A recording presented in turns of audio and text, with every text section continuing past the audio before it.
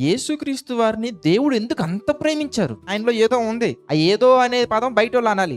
ఏముందో మనం చెప్పాలి. ఆయన చనిపోయిన తర్వాత ఇన్ని వేల సంవత్సరాల తర్వాత కూడా ఆయన ఫాలోయింగ్ ఇంకా తగ్గలేదు. ఈ కాలంలోన ఆ భూమి మీదకి వచ్చారు, మరణించారు, సమాధి చేయబడ్డారు, తిరిగి లేచారు, పరలోకానికి వెళ్ళిపోయారు. ఆయనతో పాటు ఉన్నది అప్పట్లో 12 మంది, అందులో ఒకరు చనిపోయారు. ఆ 12 మందిని చంపటానికి ఎన్ని ప్రయత్నాలు చేశారో అవ్వట్లేదు. అది ఒక బైబిల్ కొందామని ఒక బుక్ స్టోర్కి వెళ్లాల్సి వచ్చింది. అక్కడ చూస్తే నిజంగా నాకు ఎంత ఆశ్చర్యం అనిపించిందంటే, అనేక రకాల విధానాలలో వాక్యం అనేది ఎంత ప్రింట్ అవుతుందంటే, బయట మనం చూస్తే ఎంతమంది కాల్ చేస్తున్నారు బైబిల్స్ ని, అలా కాలుస్తూ ఉన్నారు, ఇది అలా ప్రింట్ అవుతూ ఉంది. వాళ్ళు అలా కాలుస్తూ ఉన్నారు, అనేక భాషల్లో ట్రాన్స్లేట్ అవుతూ వెళ్తా ఉంది. దీని అంతటికి లీడర్ ఎవరింతకి? యేసుక్రీస్తు వారు. ఇన్ని కోట్ల మంది ఇప్పటికే ఆయన కొరకు బ్రతుకుతున్నారంటే ఏంటయ్యా యేసుక్రీస్తు వారిలో ఉన్నదే మనలో లేనిదంటే తండ్రికి ఇష్టమైనటువంటి పనులు.